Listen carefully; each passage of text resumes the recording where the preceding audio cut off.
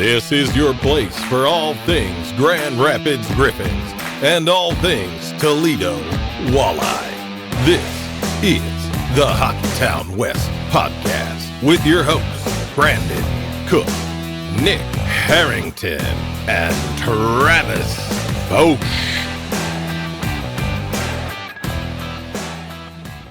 All right, Toledo. So I'm hosted tonight, and don't worry, because Travis actually watched the game, so we're in good hands. So we're going to get into it tonight. Toledo finally snapped a skid that they had, and we're going to talk about this organizational depth picture. So it's something that we talked about a couple of weeks ago, and we were rewarded with some signings down in down in Toledo with Nolan Boyle, and now we signed Hilly yesterday and called him up. And then set them right back down after the one game. So I want to get kind of your takes on those, Travis. And then also we talked on the Grand Rapids episode, if you had checked that one out yet. Travis, you weren't able to make it, but we talked a little bit about Cossa and his call up to Detroit and kind of how that's going to affect everybody through the organization as well. So I want to get your thoughts on that, Travis. But are you ready? For what? Ready for tonight, man. I know you've had a crazy schedule this last couple of days. Yeah, it's been a crazy couple of weeks. A lot of seat time, driving a circle, putting salt down, getting snow off the roads. Good to be back. Obviously, Monday was chaos. There's going to be an interesting wallet story to be told, probably on Patreon at some point. And where it was found is bizarre, and we figured out how I lost it, which is even more funny. But no, yeah, it's good to be back. Yeah, like I said, just busy with work, and we had our Christmas party today, and we set up basically like a obstacle course, and all of the engineers and the admins, they all got in and drove through the through the stuff. And there was this part, everybody's looking at me and they're like, "Oh, you should get this. It's like playing hockey." And it was you had to turn to the right, and then there was a big tile that was standing upright, and you had to swivel it into a little goalpost type thing. So everybody's like, "Oh, you'll be fine." And I was like, "I don't know, we'll see." Did get it, but so that was cool. And then they sent us home and told us that we're gonna have Christmas Eve off too. So yeah, my day was short today. Finally got a short one after. Man, the one day this week, we get home at 4 and we're back in at 10, off at 2, back in at 7:30. It was quite a week. Yeah, you had one day where you went in 4 different times, I felt. Yeah, it's that time of the year for me, sadly. Obviously last week we were very upset we couldn't get a Toledo show to you guys, but the one night that I didn't have to work late, I would have had to do this alone. And I don't think anybody wants to hear me ramble by myself for a half hour, 45 minutes to an hour. So yeah, that's unfortunately why. And then the other two, it was your only day you didn't have pod stuff going on, and Brandon was slammed with work. So, but we're back. Yeah, Brandon's a little under the weather, so that's why he's not joining us tonight. And, he didn't make it to the game last night. He didn't want to infect the locker room with his illness, with the historic run that the Griffins are on. It's just going to be me and you tonight. Yeah, it's going to be a little different with me being on a Toledo episode. But it's good to be back talking hockey with you. Welcome back. If you have been following us, you've been watching us through getting your Grand Rapids episodes, all the prospects, all the everything that's going on in Grand Rapids right now with the crazy run that we're on. But and if you're new, follow along, join us, subscribe, hit that button. It's free. As some other podcasts will say, that button is free, doesn't cost you any money. You can subscribe; it does cost you nothing. So we talk Griffins and Toledo Walleye hockey. We've got a lot of new viewers the last couple episodes here, Trav. So and if you're just listening on audio, right, tap follow. It really helps the show grow. So we're gonna break down. We've got a couple team news here. So we've got Hillebrand and Truscott recalls, reassignments. Break it down for us, Travis, because this happened yesterday, being Wednesday. We're recording here today on Thursday. What do you make about all this bouncing back and forth with Truscott, Hillebrand? What's going on? Well, we found out why they got called up with guys being sick for Grand Rapids. So Brandon still somehow affected the locker room. He always does. Yeah, I mean, man, initial reaction was bad online. Like, dude, the people in Toledo were freaking out, which I mean, kind of understandable. Like when we saw it, we were like, okay, is there a trade coming? Is somebody hurt? Like, what's going on? Found out it's just sickness. And there was like, there haven't been any like corresponding moves, but it was just for one day. Now they're back. Everybody that freaked out can breathe. So that's a good thing. But for Chad, I mean, look, he played AHL games last year.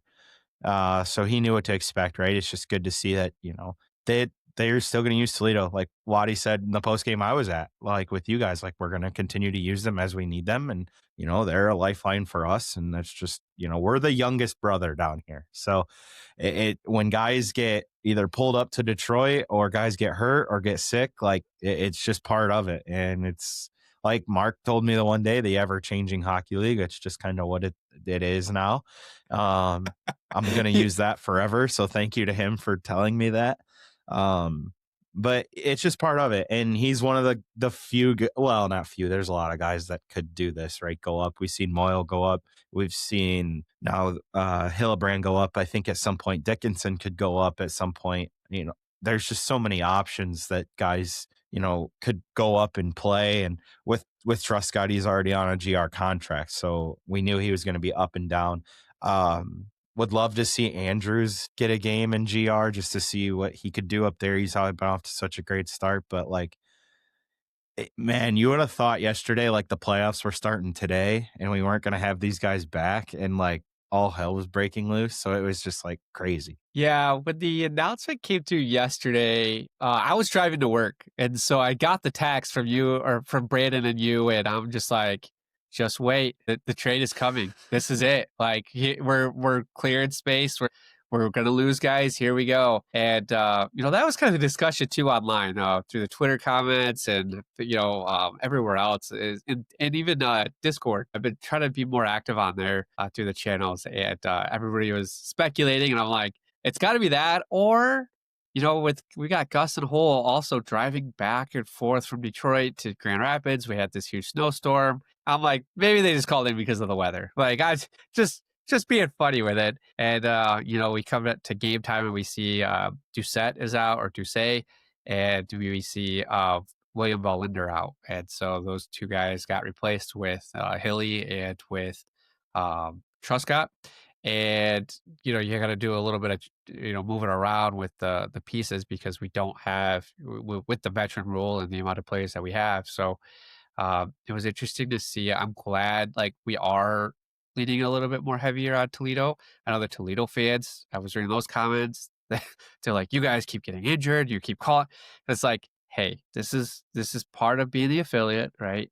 But we would be in the same. We were in the same situation last year with Detroit, right? When Detroit was calling up all the Grand Rapids players, we were in the same route of, hey, why do you keep taking our people? And we lived through as much as we could. So, do you guys? And I know with Grand Rapids, there's not a roster limit, which is a surprise to some. But with in the E, there is a roster limit. But do you guys have enough depth if some of these guys do take a little bit longer, if we do pull them up for a little bit longer, if there is a trade to come about in the next few weeks or months, right, with a big name player coming here potentially, do you think that they're going to have that depth, they're going to have that ability, or do you think they're going to struggle? I think we'll be all right. I mean, we got a couple guys on the 14-day, which I believe are eligible to come back after last weekend. So like eligibility wise, like if we needed a body, you could activate somebody off of that. Obviously that 3-day IR is kind of a floating reserve. And then you got 2 reserves anyway. So Toledo's gotten a little healthier, right? You've seen Buquas slot into the lineup and play pretty much everywhere. McCallion's played. So like, yeah, I think, they're set up for if they had call ups to where they've got enough bodies that, they would be okay. And we've seen it the one year where Waddy was pulling guys out of the SPHL like every other week. Like it was before he was up there. Obviously this is like pre-COVID, I believe. And like the one year it was like, it might not have been, I don't know. He was here. And the one year, like we had guys hurt, we had guys called up. And I mean, it was like every other week we were signing guys out of the SPHL. I mean, it was crazy. But I yeah, I remember think they'll that. be fine. Yeah, I think they'll be all right. Do you, because I have a feeling like Moyle he hasn't been playing the yo-yo. They haven't been playing the yo-yo game with Moyle. He's been here. He's gotten a couple games now. I think he's going to be here for at least maybe this entire month of December. Based on he's here because of Ammo. Ammo's out, and so he's really the replacement. Different line, different point in the lineup, Roll. but he's taken advantage of it. I mean, I don't know if you saw the goal last night. Just picked the guy's pocket, and just ripped it in. Like that was a beautiful goal. So I have a feeling he might actually stay here a little bit longer. And I love that fourth line identity, the Toledo identity line that they have here in GR. Yeah, we'll see. I mean, when Ammo gets healthy in his back, if he stays, right? And look, I mean, like for the Toledo side of this, right? Because this is what the show is for. That's we're talking about right now. Like I'm sure by March, if he's still up there, he'll be back. Like there's going to be guys coming over from overseas potentially for GR. That's going to be help with a Buchelnikov potentially, a Kiskinen potentially. Like there's potential for guys to come in, and then guys will funnel back down if they are up there. So again, like I think it's just because Toledo was in a little bit of a rut, and they had just kind of put a couple big wins together, which we're going to dive into. So I think that's probably why everybody was freaking out. Because I said to somebody, I'm like, it's just bad timing. Like we didn't know if they were going to be up for a substantial amount of time. Like thankfully it was 24 hours, but it was just like bad timing. Yeah, I kind of assumed that they would be here the rest of the week up here in Grand Rapids, but let's get a little bit more into this. So 7-game stretch since the last show. They've got 3-2-2. What is going on down there, Travis? I think they're still just trying to, get to that point where it's a full 60 minutes and they got to play to that blue collar mentality. Like that's their identity they want to play with, and they want to play fast. And when they're not playing fast, you see what can happen to them. You've seen it against the Wheeling game. They got smoked at home. That's one of the best teams in the league. You've seen it in the Fort Wayne game in Fort Wayne. They got smoked again. Granted, they were tired. That was a 4-5 in 4 different cities. With Thanksgiving in there too. So like that was a crazy stretch, right? And then they get to the Bloomington game and they finally get out and have a lead, and they didn't lock it down. And that was something that Hawk said, I believe it was to Mark after the game, like last year we got into that position and we just shut it down, and we didn't do that today. And it's not good enough. Like, just the obvious stuff. Like if you're going to get the lead, you got to be able to protect the lead. That game with Bloomington, like you enter the third up, I believe it was 3-1, and you end up losing in overtime. Like that's a tough pill to swallow, right? You just got to close that game out, but they didn't get it done. And unfortunately they lost the game, but they got a point, right? And that was kind of like saving grace of that little 4-game skid, is they lost 4 in a row, but 2 of them were in overtime or a shootout, so they at least got 2 points in there. Otherwise, this segment would have went way off the rails. It still kind of is. They're not going to get this segment, but they can at least salvage some points. And that's the biggest thing, right? Like I said, is they just didn't shut it down in the third period. So that third is where you think the game really just got away from them? Was there like a turning point, like a penalty or a hit or a play or something that kind of changed the momentum? I mean, they always say in sports, 2-goal lead is the most dangerous lead in any game. Well, you get one back and then it's momentum. Yeah, like I'll be honest, I didn't watch this game. I was listening to it because I was in a plow truck. No, you're good. But you could just sense, like they said on the broadcast, like they're coming on, like Bloomington's coming on, and then all of a sudden it's tied, and then all of a sudden it's an overtime and they lose. So that, I think too, was like the game where it was like, okay, if we can get this ship righted, we don't want to go into the Fort Wayne game on a 4-game skid. And unfortunately that's what they did. But, to transition to the Fort Wayne game, like it didn't feel good. Like they went down 2-0 and you're like, oh, this is not good. Like, but again, a 2-goal lead is the most dangerous lead in sports. It is. Ambrosio got the teddy bear goal. This was the teddy toss night, right? And he gets the teddy bear goal. New franchise record for that, which is pretty cool, right? Over 6,000 teddy bears. So, I know it's my favorite game of the year. All that for charity, right? And cool moment, right? They scored it with like 2 minutes left. They ended up tacking it onto the second period. Like they just went into the intermission. Smart. And then they did the 2 minutes and 30 seconds, and then they switched ends and played the 20. And, so that was cool. Hawk was doing snow angels and the teddy bears. They filled I forget if it was just a pickup truck or a Gladiator of teddy bears. The whole bed was full. So yeah, it's just one of those cool games, right? And Ambrosio got 2 that night. And, this is another night where they trailed by 2 twice and found a way. Like Hillebrand gets a goal. Like it was just like one of them games where it's like, man, if we can come back and win this is a statement game. And then like they get the lead. So you're like, okay, lock it down, right? And then the one guy, man, former Red Wings draft pick, former Walleye player, Kirill Tutayev, scored a beautiful goal on a breakaway. But the goal to tie it late in the game, you're like, this is just, they're in a rut. Like, this is what's going on right now. And then the hometown kid, Dickinson, gets the game-winning goal from Perrysburg, Ohio. Gets an overtime winner in Toledo. That's pretty cool stuff. Stuff you could write a story about, right? And the vibe was very high after that, just to, get off the losing streak. But to do it against Fort Wayne, who, by the way, looked more like a construction sign than I did when I have a vest on at work, because they wore their like neon orange jerseys. No. Dude, oh my Lord. They came out in like the black light in pregame, and like, dude, I thought I was going to need sunglasses to watch the game. That's how bright they were. It was highlighter orange. I remember you sending me, you sent us the photos or the video of them coming out. And, I feel like it's been like 3 weeks now since then. But yeah, I remember it being just neon orange, like just in your face. And I'm like, man, there's a way to do this the right way. I don't think that was it. I would probably be interested in a neon, like, colored jersey, hockey jersey. I've got a neon soccer or football jersey, so I think it can be done. That orange was very bright though, so you should have seen it with just regular lights, dude. It was like you always knew where their guys were. I'll tell you that much. Like you could, like, it was crazy stuff. And like I said, Ambrosio, he also scored on the power play later in the game. I think Hawk was in the box at that point. So they put him in Hawk's spot on that right side on the point, and they won the faceoff. It got over to him and he just blew it by the goaltender. I was like, who's out there? Post game was hilarious too. Obviously, I sent you guys the little clip of, just the banter between Hawk and Ambro. That was good stuff.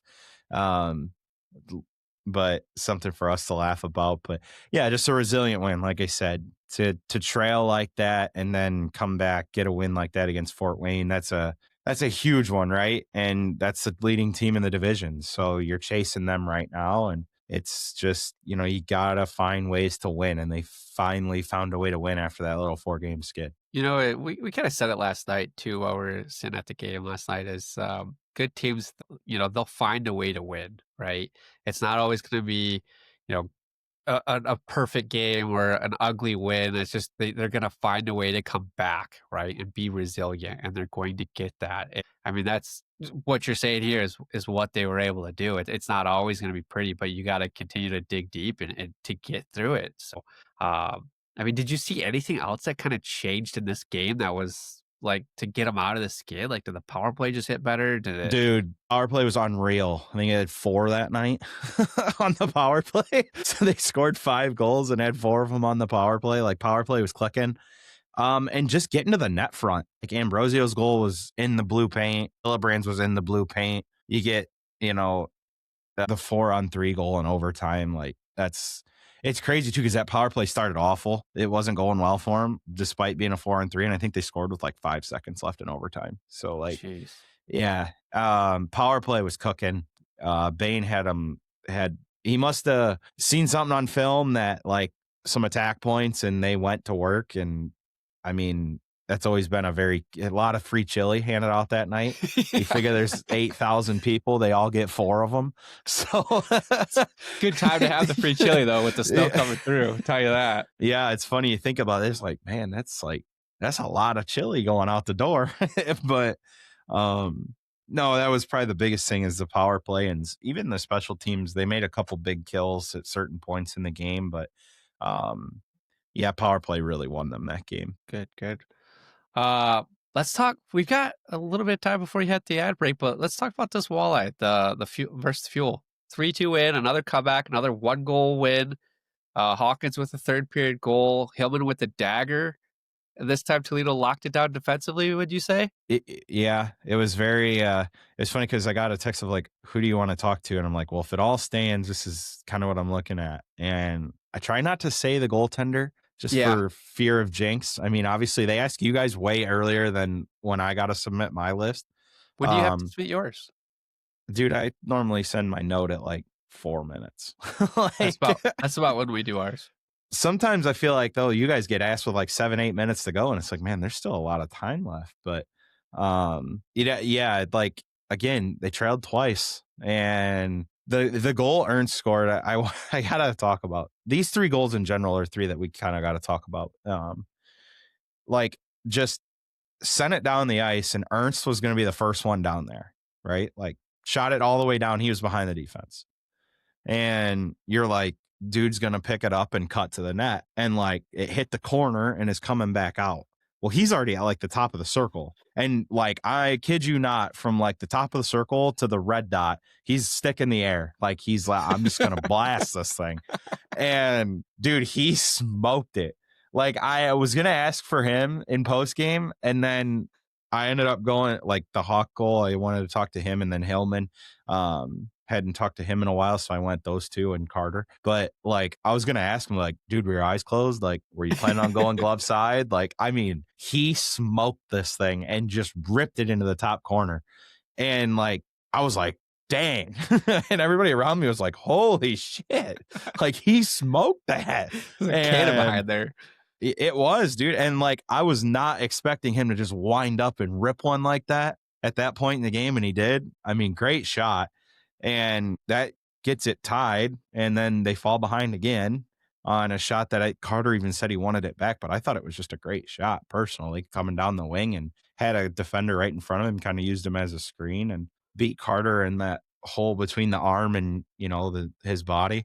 But Carter played really well in that game. Then you get to the third period and it was like, man, we need a goal. Like we're trailing, we get a power play. And then I believe it was a 4-on-3. I think it was a 4-on. So they called like matching minors, and then there was another penalty taken, and like they gave Hawk from the blue line to the hash marks to shoot the puck and like walk down Broadway basically. So like,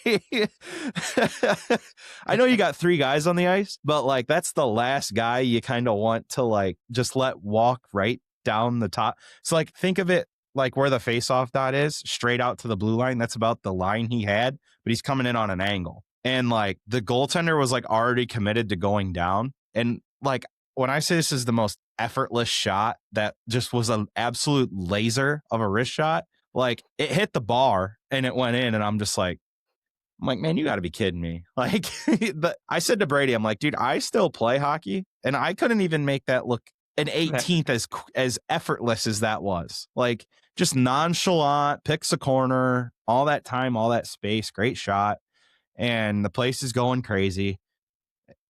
And then Hillman gets loose, blown coverage, kind of like wide open at the top of the circle. Goaltender again goes down early, and he goes upstairs on the other side. So it was just like, all right, we got the lead. Let's lock this thing down. Like this is a game where it's like, we got to figure out a way to close these games out, right? They finally do close it out. They get a big win. And yeah, it wasn't for the faint of heart. Like, I mean, it was just like you're on pins and needles as that time's going down, and I'm like walking around the arena and there's like 3 minutes left. I'm like, please just God close this out.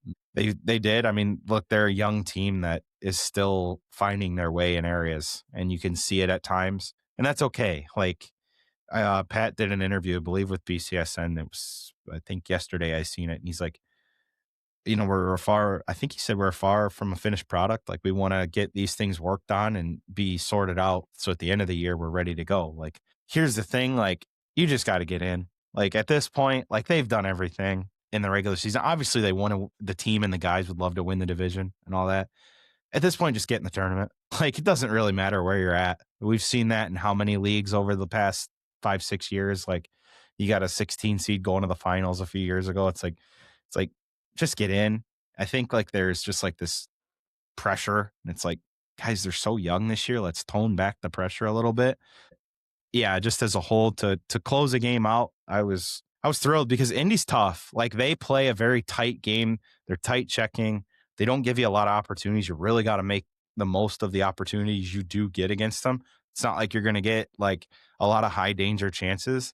And I thought, in that game, they did a good job of converting when they had chances. Do you think this team is just better like playing from behind? Because like you've seen it previously, like once they get ahead, they're like previous years, once they get ahead, you're done, right? You're just going to get steamrolled basically. And now it's like, it seems like from what you've said on this 7-game stretch, they're just continually falling behind and then battling back out. And then they can kind of hold it, for the last couple minutes to secure the win or get it into overtime if they're clawing back. I mean, they've had such a different roller coaster of a year. They've had starts where they're up 2-0 in 10 minutes, in 5 minutes, 10 minutes, 3-0. And then they've been trailing by 5 goals, come back and lose by 1, which it should have been, 4-4, not 5-4. And then they've had games where they didn't come back. And then they've had games like this weekend where they're down 2 twice, come back and win the game. So I still think there's just a lot that they're working through, trying to find some identity. Like I said, they're a young team. They got a lot of young guys this year.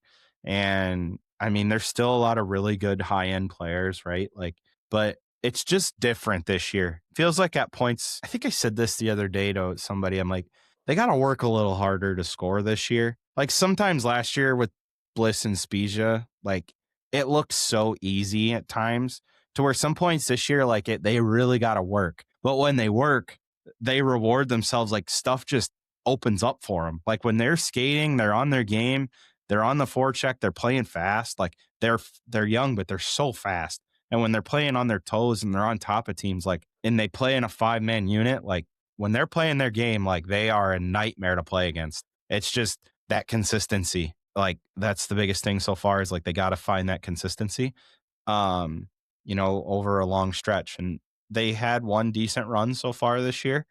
We'll see if they can continue what they've started, with getting 2 wins in a row now. I think I'm going to agree with you on that. It's a young team. They're learning to win. They're learning to play together, right? And if you could salvage points where you can, it's going to be huge. It's going to be huge down the line, right? You've got Hawkins there, who's the veteran, the guy that's been there for a while. He's been through the ups and downs, and he's been with this team. So he knows how to get them to that point. The leadership group in there, they got to get these kids up. And it's kind of what you want to see with the Red Wings right now, right? Like there's such high expectations. These kids are young. You've got a younger roster. You've got these high draft picks going in there. They just haven't figured it out yet. We're seeing on the opposite end. They're losing the games that, you kind of want them to pick up, like an overtime win or, a point here or a point there. I can kind of see that kind of going on with Toledo too, as from what you're saying, as, young team trying to figure it out. They get down by 2. Oh shoot, we got to wake up. Let's get it back. Okay, now we're rolling, right? Or they're up and then they get tied, right? And then they gotta wake up again. Got to get back to doing it. I definitely could see that playing a big role this year with them. So, well, we'll get into an ad break, and we'll get into more with the 3 stars. We're gonna go standings, upcoming schedule. So don't go anywhere. Hockey is back, and this season, DraftKings Sportsbook, an official sports betting partner of the NHL, brings you all the speed, skill, and nonstop action you love. New customers bet just $5, and if your bet wins, you'll get paid out $300 in bonus bets instantly. Download the DraftKings Sportsbook app and use code THPN. That's code THPN to turn $5 into $300 in bonus bets if your bet wins. In partnership with DraftKings, the crown is yours. Gambling problem? Call 1-800-GAMBLER. In New York, call 877-8-HOPE-NY or text HOPE-NY 4673. In Connecticut, help is available for problem gambling. Call 888-78-97777 or visit ccpg.org. Please play responsibly. On behalf of Blue Hill Casino and Resort, Kansas, pass-through of pay per wager tax may apply in Illinois. 21 plus age and eligibility varies by jurisdiction. Void in Ontario. Restrictions apply. Bet must win to receive bonus bets, which expire in 7 days. Minimum odds required. For additional terms and responsible gaming resources, see dkng.co/audio. Limited time offer. Copyright NHL 2025. All rights reserved. All right. Welcome back. So if you've made it this far, put a comment in, put a like, or a just follow along for some more. But we're gonna go through the 3 stars of the week, and I'm gonna leave it to Travis because he watched these games. Well, we know you didn't. Yeah, my schedule, my life. I'm lucky to watch a Grand Rapids game or attend one. So here, go through them, Travis. Who are your 3 stars? Is this just for the last week or for the last 2 weeks? This is from the 3 games we just talked about. So Bloomington, Fort Wayne, and Indy. Sorry for the week prior again, but work happens. So 3 stars. 3rd star, Riley McCourt, 4 assists in 3 games. He's really found his offensive touch as of late. And that's what they brought him back to be, right? That power play quarterback, your probably leading point guy for defensemen or very close to it. Yeah, I mean, he's producing in the role that they need him to produce in. So sometimes the antics are quite comical, can be frustrating for some, but it is what it is, and that's just kind of what he does. So, but he runs the power play quite well. With him, I don't. Correct me if I'm wrong, but in the beginning of the season, he was kind of a slow start back into the team, right? Or not really. At one point, he had like 7 game point streak, 8 game point streak. So I mean, he's been playing well all year. But for this week, I mean, over a point per game player. Really turned it on then. Yeah, he's found his stride offensively. 2nd star could probably be the 1st star. Just off point production. He had the most points of anybody on the team this week, but Brandon Hawkins, 3 games played, 2 goals, 4 assists. Another big week for him. That's just like, another week in the life, right? Like that's all it is at this point for him. Always 1st star of the show. I'll tell you that. Biggest fan. Now you're trying to butter him up, huh? I have no issues with that guy. Really like his game, really like his style. It's still funny you catch strays from him, though, man. It's still. Wish I could see more of him. I told Brandon the other day, man, I need to get down to Toledo. I miss those guys. He probably is going to remember who you are. Yeah, I might have to just shave the whole face and go down and see him. Then I get real. I probably would get chirped at. Probably. And 1st star, I'm going to give it to Mitchell Lewandowski. 3 games played, a goal and 3 assists for 4 points in 3 games. He's found his groove since he came back a couple weeks ago. It was cool. I got to see him and chat with him after the game as he was leaving the building. He's like, hey, how's it going? I'm like, yeah, still here. I was like, good to see you, man. Glad you're back. Obviously, stuff happens. Okay, you just made a decision to come home, and for us, it's awesome. So excited to have him back, and like I said, a goal and 3 assists in 4 games, not a bad week. So it's just for, him to come back, and he found his stride. So I thought that was, important, and for us to, give him some love because he's back. Anybody you want to throw an honorable mention to? I'll give you a honorable mention for a goal that he scored. Bucco, however you want to say it. The goal he scored against Bloomington was beautiful. Another little effortless little chip, basically just chipped it over the goalie on a breakaway. So very nice little play there. There's always about 3 or 4 guys you could always, honorable mentions to, but so yeah, that's kind of where I'm at for this week for the 3 stars. Nice. I didn't argue with Brandon on his 3 stars either, like I typically do every week, but I let him win, and it just gave it to him on that one. He let me hit the record button, so we'll call it fair. Anybody? I do want to touch on, and we did put this in the notes, so I'm going to catch you off guard on it, but want to talk a little bit about like Truscott and Nick Andrews, right? With how have they been performing? How have they been while they're down there? I know up here, like Truscott's played very well, and he just unfortunately we have this veteran rule, so he's always wanting to get games, and so they're sending him down to Toledo to get those games, and not probably a fun drive to do during this time of the season. But I want to get an update on those guys, how they're doing down there, because you said too, like you wouldn't be surprised if Andrews got a call up at some point up here. We may need him at some point. I mean, if there was no veteran issue in GR, they'd probably both be there. It's just kind of reality of the situation. They're both playing well. Andrews is off to a great start. Truscott, you've seen flashes, and I sent this to somebody. I'm like, man, you just see flashes of like, okay, yeah, that's why he's on an American League contract. And Andrews, same thing, like with some of the plays he's made. A couple weeks ago, he made an unbelievable stretch pass, like from behind his own net. And it was just like, man, you can see where some of these guys, like why they're on the contracts there are. The other guy I want to throw in there too is Carter Geilander. Because he's been kind of yo-yoed back and forth as well. So is he mainly the starter right now? Or are they still rotating? Like, what's the goalie situation been down in Toledo? He's played quite a bit when he's been here. It's one of them situations where I think he should be in GR at the moment. How come? We're not going to get back into this. I want to see your reaction. I get the whole playing games argument, but like, guys, like, what are we doing? Here's where Nick throws the episode off the track. Yeah, we're not going to go down that. But no, not tonight. We'll do it on another episode. But he's been fine. Like, he was really good against Indy. The whole team in front of him played awful in Fort Wayne. There's been a couple of rough nights for him, but some of them nights it's more so on the team than him. And I think everybody would tell you that. The Kalamazoo game is one, that Fort Wayne game is another.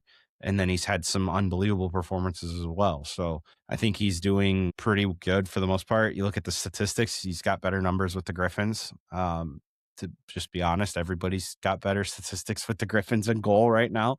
They could probably put us in, to be honest, and we'd probably give them about maybe twice the amount, but still, yeah, a win's a win, right? Yeah, no, he's been really good. I think it's just they want him to play, so wherever he can see as many games is where he's going to play. Typically what they've done just the last 3 years with Toledo and with GR is just kind of rotate back and forth. Like you saw Letherman and Cossa kind of 50-50. Maybe Cossa gets a couple more games. Last year you saw the Bednar and you saw Carter kind of 50-50. And then I think playoffs, somebody, I can't remember, was it Bednar got more of the games in the finals? In the finals this year, they've got this 3-headed goalie again situation. What's the rotation been like? Is it just, are they riding? It depends who's here, man. Like when all three of them are here, it's generally been Carter and Nolan playing. I know they're not affiliated to us, but we do have one of their contracted players with Columbus. So like they wanted him to probably play. So you're going to see, probably a rotation. Or, I don't know. It's a little different this year with injuries and other parts of organizations. So, when they're not here, they haven't been scared to throw Liam into the games. And I felt bad for Liam the one night. It was a short night. I believe it was the game against Wheeling, but like even Pat said after the game, like it wasn't on him. Like we left guys wide open. Guys wide open in the slot are going to score. Like, yes, guys, like people get mad at the goaltenders and like, cause like a guy's wide open in the slot and they score. Like guys, you got to respect shooters too. Like, yeah, I mean, like, yeah, you always want your goalie to make a save, but sometimes the shooters just make great shots, right? Like it is what it is. Well, I just didn't know if like what we see here at Grand Rapids is they've been riding Costa like crazy. He's been the workhorse right now, and then Dusty Tokarski has been the backup, but he's dressing, but he's not getting into the game. So I just didn't know if they've been riding Carter a little bit more, trying to get him more games, and then like maybe that back-to-back night they put in Liam or they put in Nolan, and then there's more up front heavy with Carter getting the majority of the starts. I mean, as of late, it seems like Carter's played quite a bit, but They haven't been scared to go to Nolan, and I think Nolan's played quite well this year for the most part. A lot of I'm not gonna, some of these off nights. It's not on goaltending. It's just as a whole, team defense hasn't been good enough on nights, and then there's nights where it's great. So it just funnels back to consistency. Yeah. Well, let's go over the standings update. Where does Toledo sit? So in the Central, you got Fort Wayne in first, Toledo in second, Bloomington in third, Cincy in fourth, Indy in fifth, Iowa in sixth, and Kalamazoo in seventh. It's pretty tight. You go from fifth to second has only 5 points. So it's a tight division. Fort Wayne's out front with 30. Toledo and Bloomington at 26 are tied for second. So with the exact same record, 11, 5, 2, and 2. So Bloomington's hot right now. They're 7, 2, and 1 in their last 10. So they're playing really well. And then, you move over to the Mountain Division. Idaho's in first, Tahoe's in second, Kansas City in third, Rapid City in fourth, Wichita in fifth, Utah in sixth, Allen in seventh, and Tulsa's in eighth out west. That division's always top heavy. Feels like every year it's top heavy, and it like top heavy being there's 3 and then there's everybody else. And it's just a matter of the everybody else who's going to get in. That's kind of what that division's kind of become lately, the last few years. It is kind of interesting to see Kansas City in third. They've kind of been that 1 seed the last few years, but yeah. And then, you go to the East, you look at the North Division, Wheeling's still in first place, 37 points already this year, an 804 points percentage. That team's really good. We seen them a couple weeks ago in Toledo. They're a really good hockey team. They're big, they're skilled. They're really young too. They got a lot of rookies, but man, they're super, super talented. They play hard. They play fast. They're 8-1-1 in their last 10. So playing really well. Maine is in second place. Luke Kavlin still's a really good goaltender. That's where he's at right now. Reading's in third. The Three Rivers, I guess you want to just make it easy. Three Rivers, they're in fourth. Adirondacks in fifth. Worcester's in sixth. Greensboro is in seventh, and Norfolk's in eighth. Greensboro, expansion teams in the coast, they very rarely do well.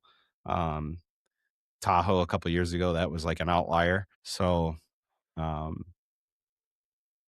just how the North Division's going. And then you head south, and Atlanta got off to a blazing start. Still off to a good start at 15-5. They're in second though. The Everblades have really found it lately. They're another 8-1-1 in their last 10. They've really found their game. They've jumped everybody to first. Atlanta's in second, South Carolina in third, Jacksonville in fourth. And those have kind of been the 4 in that division for a few years, to seemingly make the playoffs. Greenville, the Swamp Rabbits, they're in fifth. The Savannah Ghost Pirates are in sixth, and then the Solar Bears, they're in seventh. They're having a brutal year at 7-13. So that's where you're at in the standings. So are the Solar Bears affiliated with Florida? Or are they Tampa? Tampa. The Ghost Pirates are with Florida now. Yeah, I know Florida was dealing with a lot of injuries, and so I'm wondering if that's the trickle down. Yeah, could be. That's why the issue is. So, but it's good to see Florida. Maybe they've off of that championship path and can clear it for somebody else to take over, right? Well, they're in first right now, so the diesel engine just keeps chugging along for them. Soon. Helps when you got a really good goaltender down there. He's still there. So, for us, as we, transition into the, you go from the standings to the schedule, like next 4 with the Heartlanders, you're facing a team that's, in the bottom of the division. They're in second to last in the division right now. They're out there this Friday, Saturday, and then they're in Toledo next Friday, Saturday. So just flip flop. It's like playoff series almost. Well, what it should be, right? But it's never like that in the coast. No, no, it's not. Sometimes you get the 2-5 format, but 1 home game and then 3 away, and then you come back to the 5th game at home. So weird. And that's a building, like, it can be tough to go play in because there's like 1,500 people that go to games there. So you have to create your own energy. we'll see how they do out there. Sometimes they've been real good out there. Sometimes it's been a struggle. So we'll see what they can do. Hopefully they can go out there and get 4 points and come home.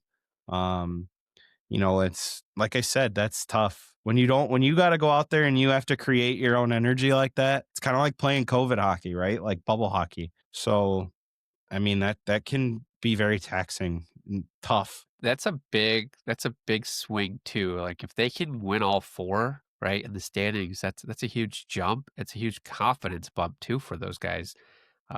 Especially with how young they are.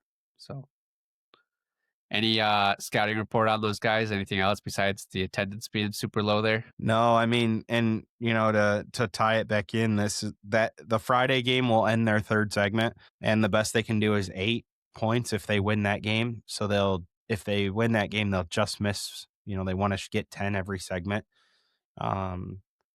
So that they'll just miss, but yeah, I mean, it was a tough segment, right? When you go through a skid like that, it's going to happen. I love the word that you're using here too, a segment, because Waddy said this last night in his post game as well. But for people that don't follow us or new to the show, like what is considered a segment? So for Pat, there's 2 outliers. They take the 72 game season divided into 10 7-game segments. And in them 7 games, they want to get 10 points. So I think Waddy, 10 segments, 10 points. That's all. They're shooting for 100 points. That's what they're trying to get.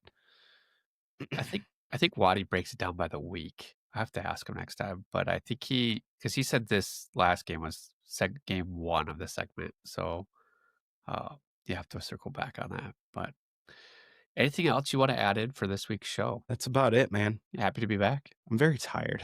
Yeah. And it's only December 11th. Yeah. I might be a zombie by the middle of January. and we still have till June, remember. Hopefully we have till June. At least with one team. So hopefully it's both. Yeah, hopefully with both. But if you're still watching, comments, let's comment Go Walleye so we know you're still watching. All right. And Travis will read every one of them when he's supposed to be working. And he'll comment back on those. So big thank you to our sponsors, DraftKings, code THPN, and also to Everything Hockey. Use code WEST. They are running a discount for us as well. Get some of your holiday shopping done there. That's what I did a couple years ago. I keep saying I'm going to get some more hoodies, but I just have not found the time to do it. So go in, get a hoodie, use our code WEST. It helps support the show. Get some of your holiday shopping done. And we have to thank our sponsors with everybody that's over there with Patreon. So you guys keep things rolling. As Greg at Groundline would say, keep the lights on. We'll put the link in the description so you can join the guys over there. You get unedited episodes. You get the crazy things we talk about during the break or pre-recording. The last one with the Griffins was that Brandon and I did. There was some insider knowledge that we dropped in there too. So go check that out. And our sponsors, our Patreon family over there is, I'm just going to start at the top today. We've got Zach Go Green. So we switched it from Go Buckeyes to Go Green. Darren Swartz, Peter Grell, Joe Schroeder, Bryson DeChambeau is elite. Tyler Ingalls, Claire Bowden, John in Florida, Elaine Grace, Griffin, not from GR, Randy Zick, Derek Sleazer, Lori Fausch, Alan Fausch, Michael Asante. That's it for tonight. Travis, thanks for carrying the heavy lifting. You're welcome, buddy. I brought the energy. You brought the hockey braid, so it worked tonight. As always, go Walleye, go Griffins. Love you. Bye. Thank you for tuning in to the Hockeytown West podcast. Be sure to check us out on Twitter at HockeytownWPod and your hosts, Nick at GR Hockey Guy, Brandon at Brandon GR Hockey, and Travis at Trav in T-Town.